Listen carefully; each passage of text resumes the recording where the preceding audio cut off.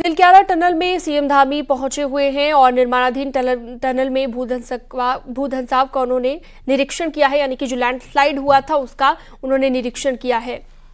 घटनास्थल पर पहुंचकर मुख्यमंत्री बचाव कार्य का अधिकारियों से फीडबैक लेते दिखाई दिए। टनल में कल से ही 40 मजदूर फंसे हुए हैं और मजदूरों को निकालने की कोशिश लगातार जारी है।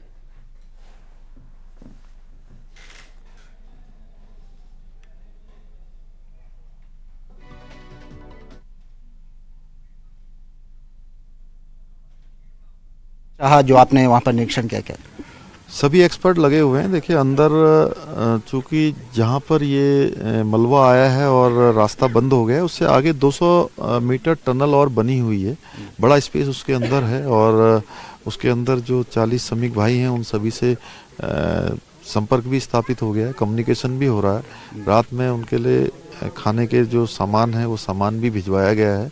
ऑक्सीजन की सप्लाई भी लगातार चल रही है और भी जो एक्सपर्ट लोग हैं उस पर जल्दी से जल्दी रास्ता बनाने का प्रयास कर रहे हैं। और केंद्र सरकार भी पूरी तरह से इसके लिए गंभीर है, राज्य सरकार भी गंभीर है। माननीय प्रधानमंत्री जी ने स्वयं इसकी चिंता व्यक्त करी है। कल वो जब सीमांत क्षेत्र के अपने दौरे के बाद दिल्ली पहुंचे हैं तो उन्होंने सबसे पहले मुझे फ़ोन पर पूछा है और फ़ोन पर सारी विस्तृत जानकारी ली है और उन्होंने कहा है कि हर संभव जो मदद है केंद्र सरकार की तरफ से वो करी जाएगी। हमको आश्वासन दिया है और उन्होंने स्वयं कहा है कि सबकी जान बचाई जानी बहुत ज़रूरी है और उसके लिए हम सब लोग गंभीरता से काम कर रहे हैं। हम सभी श्रमिक भाइयों के पारिवारिक जनों को भी आश्वस्त करना चाहते हैं कि हम हर संभव उनको सुरक्षित बाहर निकालने के लिए प्रयास कर रहे हैं। सर, आपके अधिकारियों से भी बातचीत हुई होगी, अभी क्या उम्मीद है आगे को लेकर और किन किन चीज़ों की आपको ज़रूरत पड़ेगी? अभी वो 2-3 प्लानों पर काम कर रहे हैं। एक तो मलबा हटा रहे हैं और लगभग 20 मीटर तक मलबा हटाया है उन्होंने और लगता है कि अभी इससे कहीं ज़्यादा मलबा हटाने की आवश्यकता है, लेकिन बीच में मलबा ऊपर से भी आ रहा है, जितना हट रहा है ऊपर से भी आ जा रहा है, तो उसके कारण से थोड़ा सा परेशानी है, थोड़ा कठिन है। लेकिन उसके बावजूद भी अभी वो ह्यूम पाइप यहाँ पर चूँकि मंगाए जा रहे हैं, उन ह्यूम पाइपों के जो आपस में एक दूसरे से कनेक्ट करके रास्ता बनाने का भी प्रयास किया जा रहा है। जैसे ही रास्ता बनेगा, बाकी अभी जो भी अंदर लोग हैं वो सब सुरक्षित हैं, इसलिए बहुत ज़्यादा अभी ऐसी चिंता की बात नहीं है। लेकिन उसके बावजूद भी सब लोग पूरी गंभीरता से काम कर रहे हैं। चलिए सीधा रुख करते हैं उत्तरकाशी से। सुनील प्रभात ग्राउंड जीरो से इस वक्त हमारे साथ जुड़ गए हैं। सुनील, दिखाएंगे कि क्या इस वक्त मौके पर मौजूदा हालात हैं। सुनील, कब तक रेस्क्यू किया जाएगा, क्या कह रही हैं प्रशासनिक टीमें जो वहां पर पहुंची हुई हैं, और इस वक्त की तस्वीरें दिखाइए। देखिए, मैं आपको बताना चाहूँगा कि ये जो टनल है ये 2 लेन मोटर टनल है, जिसका करीब 4.5 किलोमीटर इसकी लंबाई है। इसका निर्माण कार्य चल रहा था 2019 से। जो दुर्घटना हुई है वो टनल के 270 मीटर के बाद हुई है, यानी कि 270 मीटर के बाद करीब टनल का 30 से 40 मीटर हिस्सा ध्वस्त हो गया है। उसके बाद जो 40 लोग इस टनल में फंसे हुए हैं वो करीब 2 किलोमीटर का स्पेस उनके पास अभी मौजूद है। सरकार के सामने सबसे बड़ी चैलेंज ये है, जो एजेंसियां वहाँ पर रेस्क्यू ऑपरेशन में जुटी हुई है, कि अंदर प्रॉपर ऑक्सीजन पहुँचता रहे, पानी पहुँचता रहे और भोजन की व्यवस्था होती रहे।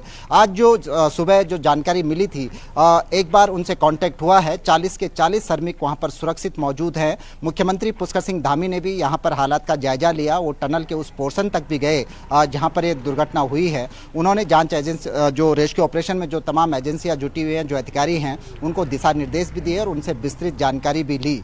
अलग अलग प्लान पर यहाँ पर काम चल रहा है। जिस तरह से अभी मुख्यमंत्री ने कहा कि ह्यूम पाइप डालने की भी कोशिश की जा रही है। ये कोशिश की जा रही है कि अगर मलबा हटाने में देरी यहाँ पर होती है तो ह्यूम पाइप किसी तरह से टनल के दोनों ओर आर पार किया जाए और उसके जरिए जो लोग वहाँ पर फंसे हैं उन तक मदद पहुँचाई जाए या उनको सकुशल रेस्क्यू कर लिया जाए। मुख्यमंत्री ने अपनी ओर से आश्वस्त किया है कि सरकार, चाहे वो केंद्र सरकार हो या स्टेट गवर्नमेंट हो, हर संभव प्रयास कर रही है रेस्क्यू ऑपरेशन में। हर वो मशीनें, हर वो टेक्निक्स यहाँ पर अपनाई जा रही है, जो अत्याधुनिक टेक्निक है, जो इस तरह के रेस्क्यू ऑपरेशन में अपनाई जाती है। आप देखेंगे कि यहाँ पर ये सिलक्यारा क्षेत्र का वही इलाका है। बड़ी संख्या में यहाँ पर ऑफिसर्स मौजूद हैं, पुलिस फोर्स मौजूद है। यहाँ से जो दुर्घटना स्थल है, टनल का जो एरिया है, करीब 2 किलोमीटर दूर है। मैं यहाँ से आपसे जब कनेक्ट हूँ, चूँकि मौके पर नेट कनेक्टिविटी नहीं है, मोबाइल की कनेक्टिविटी नहीं है, इसीलिए वहाँ से संभव नहीं हो पा रहा है कि हम सीधे विजुअल्स आपको दिखाएं। लेकिन ये हेलीपैड, ये इमरजेंसी हेलीपैड यहाँ पर बनाया गया है, जहाँ पर अभी मुख्यमंत्री ने लैंड किया, यहीं से टेक ऑफ किया।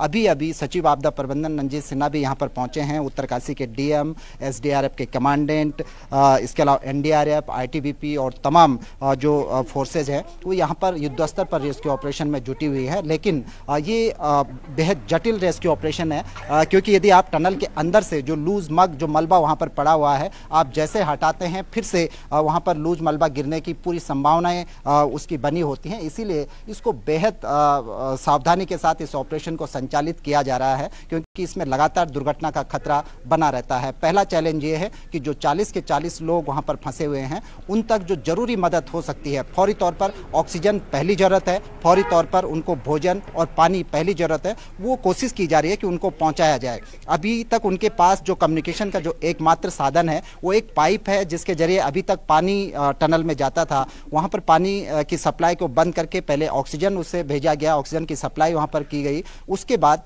जब अंदर से एक मैसेज जब सुबह आया कि उनको खाने की जरूरत है, तो कुछ पैकेट्स वहां पर हल्का फुल्का जो कंप्रेशर के जरिए, जो प्रेशर बनाकर उस पाइप के जरिए टनल के आर पार कराया जा सकता था, उसके जरिए उन तक मदद पहुंचाई गई है। तो प्रशासन को उम्मीद है कि जल्द ही ये जो बड़ा रेस्क्यू ऑपरेशन है इसमें उनको सफलता हाथ लग जाएगी। जी बिल्कुल, और इसके साथ ही सुनील और प्रभात, कोशिश ही की जा रही है जल्द से जल्द उन 40 जिंदगियों को बचाया जाए, लेकिन प्रशासनिक टीमें क्या कह रही हैं, किस तरह की चुनौतियों का सामना करना पड़ रहा है? क्योंकि कहा जा रहा है कि मलबा जैसे हटाया जाता है तो दोबारा से लैंडस्लाइड हो जाता है, तो ये भी एक वजह मानी जा रही है कि चुनौती सामने के इस रेस्क्यू के दौरान।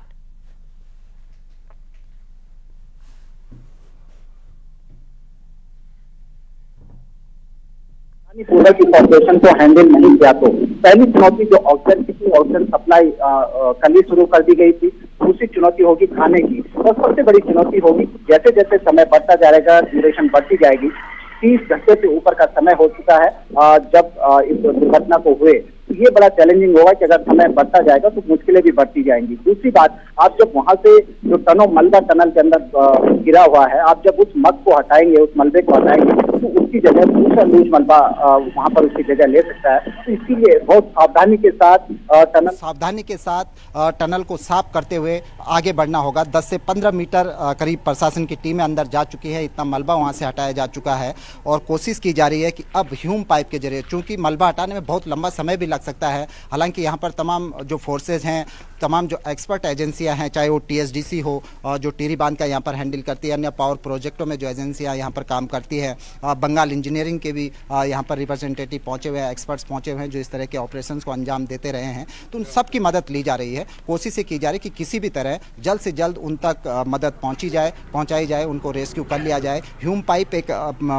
नया जरिया दिखाई दिया है कि ह्यूम पाइप अगर हम आर पार कर देते हैं उस साइड के जहाँ पर मलबा गिरा है, अगर उस मलबे के बीच से ह्यूम पाइप अगर आर पार हो जाते हैं तो ये बड़ी सफलता होगी। उसके जरिए सर्च ऑपरेशन, रेस्क्यू ऑपरेशन किया जा सकता है। तो फिलहाल अभी मुख्यमंत्री यहाँ पर निरीक्षण करके पहुंचे हैं, सचिव आपदा प्रबंधन यहाँ पर पहुंचे हैं, तमाम जो एक्सपर्ट्स इस फील्ड के हैं उनको यहाँ पर बुलाया गया है, और सभी की यहाँ पर राय को लेकर इस रेस्क्यू ऑपरेशन को अंजाम दिया जा रहा है। जी बिल्कुल सुनील, और इसके साथ ही परिवार वालों की बात करें, जो 40 मजदूर वहां पर फंसे हुए हैं, अलग अलग राज्यों से ये ताल्लुकात रखते हैं, उनके परिवार वालों तक भी क्या सूचना पहुंचा दी गई है कि वो वहां पर फंसे हुए हैं, और उससे रिलेटेड कोई जानकारी, कोई अपडेट आपको मिला हो अगर? देखिए यहाँ पर जो श्रमिक यहाँ पर फंसे हुए हैं, झारखंड से लेकर बिहार, असम, उत्तर प्रदेश के यहाँ पर श्रमिक हैं। करीब 5 से 6 राज्यों के यहाँ पे श्रमिक हैं। सभी के परिजनों तक संदेश भिजवाया गया है। हम जब यहाँ पर पहुँचे, हमने लोगों से बातचीत की कि यहाँ पर किसी के परिजन पहुँचे हैं, तो अभी किसी के परिजन यहाँ पर नहीं पहुँचे हैं, लेकिन देर शाम तक ये उम्मीद है कि यहाँ पर उनके परिजन भी यहाँ पे पहुँच जाएंगे। प्रशासन की ओर से बाकायदा हेल्पलाइन भी जारी की गई है। उत्तरकाशी डीएम के द्वारा जो ऑफिसर्स थे यहाँ के, उनकी सभी की छुट्टियाँ तत्काल प्रभाव से रद्द कर दी गई हैं। सभी को मौके पर पहुँचने को कहा गया है। जो एक्सपर्ट एजेंसियाँ हैं उनको यहाँ पर बुलाया जा रहा है, मौके पर उनकी राय ली जा रही है कि आखिर क्या कुछ हो सकता है कि हम इस पूरे ऑपरेशन को जल्दी से जल्दी बिना किसी लॉस के इसको अंजाम दे सकें। मुख्यमंत्री बाकायदा इस बात को आश्वस्त कर गए हैं लोगों को भी, अधिकारियों को भी, कि जो ऑपरेशन है उसको तेज गति से चलाया जाए। उन्होंने उन तमाम लोगों को जो टनल में भी फंसे हुए हैं और उनके जो परिजन हैं उनको एक आश्वासन दिया है कि सरकार हर संभव कोशिश कर रही है। और मुख्यमंत्री ने कहा कि एक एक व्यक्ति को जो टनल में फंसे हुए हैं सरकार की कोशिश होगी कि उनको सकुशल रेस्क्यू कर लिया जाए। अब हालांकि ऑपरेशन बेहद टफ है, हम पल पल की खबर अपने दर्शकों तक पहुंचाते रहेंगे कि किस तरह से इस ऑपरेशन को, बेहद जटिल ऑपरेशन को अंजाम दिया जा रहा है। तो इसके लिए चूंकि जो मौका जहां पर घटनास्थल है वहां पर सिग्नल नहीं है। बड़ी दिक्कत ये भी है कि जो अंदर जो आप लोग नजर बनाए रखिएगा लगातार। सुनील, आपसे हम अपडेट लेते रहेंगे। फिलहाल आपका बहुत शुक्रिया। सीएम योगी की दिवाली की अब बात करते हैं। अयोध्या और गोरखपुर के वनटांगिया में उन्होंने मनाई दीपावली, जहां पर उन्होंने करोड़ों की विकास परियोजनाओं का लोकार्पण और शिलान्यास किया। इस दौरान सीएम योगी ने राम राज्य का संदेश भी दिया और कहा कि जैसे अयोध्या सज और संवर रखी है, उसी तरह गोरखपुर, वनटांगिया और उत्तर प्रदेश को भी संवारा और विकसित किया जा रहा है। यही राम राज्य है और यही दीपोत्सव है। आपको दिखाते हैं।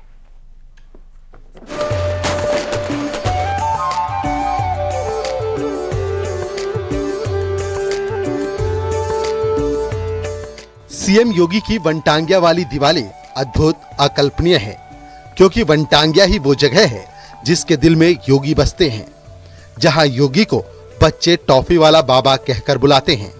यानी वो समाज जिसका दशकों तक कभी किसी ने कुछ नहीं किया, लेकिन योगी ने ही उनके उद्धार की कहानी लिखी और यहीं एक बार फिर वो दिवाली मनाने अपनों के बीच पहुंचे।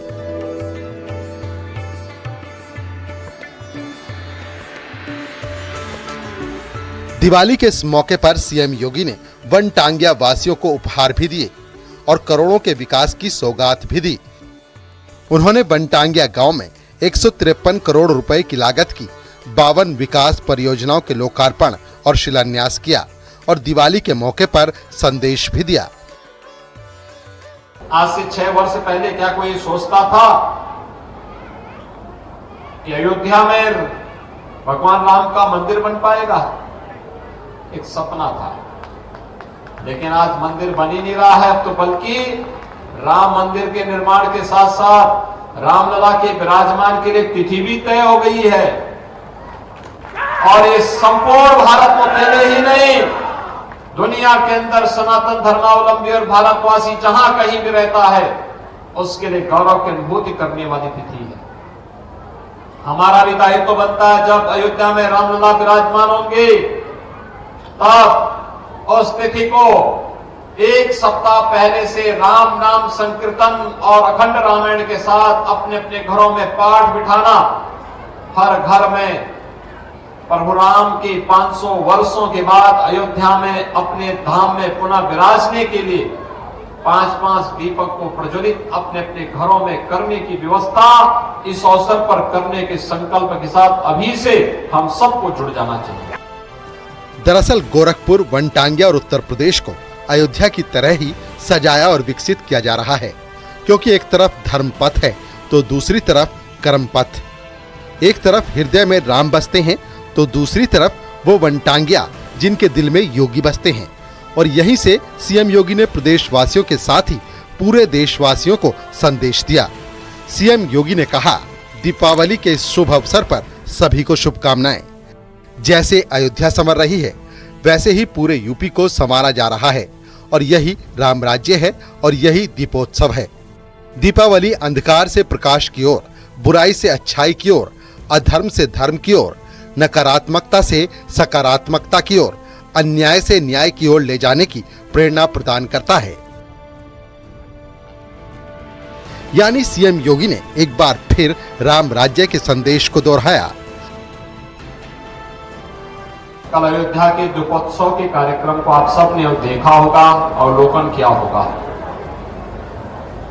जैसे अयोध्या सज रही है, संवर रही है, ऐसे ही गोरखपुर, वनटांगिया और उत्तर प्रदेश भी सज और संवर रहा है।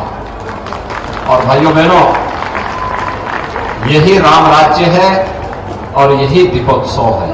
और हमें प्रसन्नता और तब होती है जब मैं अब वनटांगिया गांव में भी यहां के गरीबों के पक्के मकान देखता हूं, उनको पेयजल की सुविधा देखता हूं, यहां पर भी बिजली देखता हूं, यहां पे भी अच्छे विद्यालय और आंगनबाड़ी केंद्र को देखता हूं। इनके लिए शासन की सभी प्रकार की सुविधाओं को प्राप्त होना सही मायने में यही दीपावली है और यही राम राज्य है। इसके लिए आप सबका मैं हृदय से अभिनंदन करता हूं, आप सबको बधाई देता हूं। मौका वनटांगिया परिवारों के साथ दिवाली मनाने का था, लेकिन इस दौरान उन्होंने राम मंदिर और अयोध्या की तस्वीर भी प्रदेश वासियों के सामने रखी। उन्होंने कहा कि हम शांति से भी और क्रांति से अपने हक को ले सकते हैं और श्री राम जन्मभूमि आंदोलन इसका प्रत्यक्ष प्रमाण है। भाइयों बहनों, एक अद्भुत क्षण होगा संपूर्ण भारतवर्ष के लिए। दुनिया को बताने का अवसर होगा हम शांति से भी और क्रांति से भी अपने हक को ले सकते हैं, लेने की सामर्थ्य रखते हैं।